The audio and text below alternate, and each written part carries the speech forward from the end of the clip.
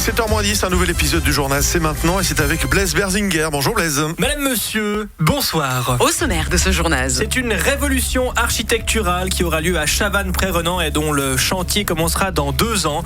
Une tour forêt de 117 mètres de haut, soit 35 étages de bureaux, d'appartements et d'arbres.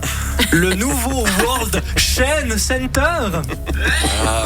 L'érable State Building. La tour Tawarbre. La Tawarbre. Reportage tout à l'heure. Mais tout de suite, musique. Oh, je me suis arrêté de bouger à la place de la riponne. J'ai fait une flash mob tout seul, flash mob tout seul, flash mob tout seul. Flash mob tout seul, chanson de Jacques Franpertuis qui s'est suicidé peu après la composition de ce chef-d'œuvre. C'est un peu triste. On le salue. Il n'est pas 11h cèdre. Non.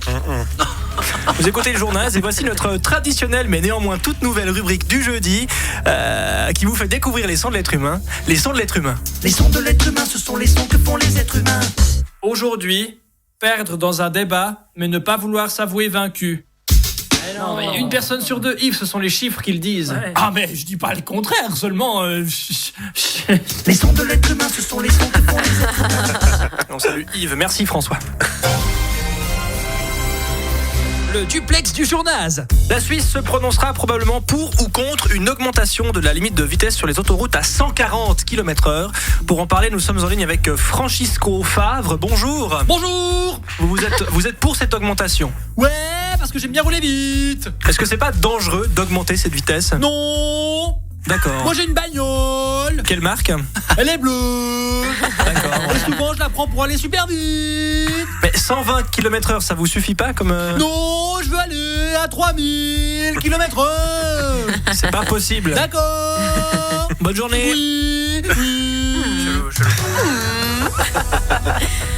On passe à la partie reportage du journal maintenant. Je vous lis en titre: une immense tour de 115 mètres tout au long de laquelle se trouveront 3000 mètres carrés d'arbustes et 80 arbres sera construite à Chavannes-Près-Renan. Qu'est-ce que c'est que ce projet? Futuristo, écolo, naturo, exceptionnello, bizarro, gigantesco, métro, McDo, sac à dos, nouveau reportage.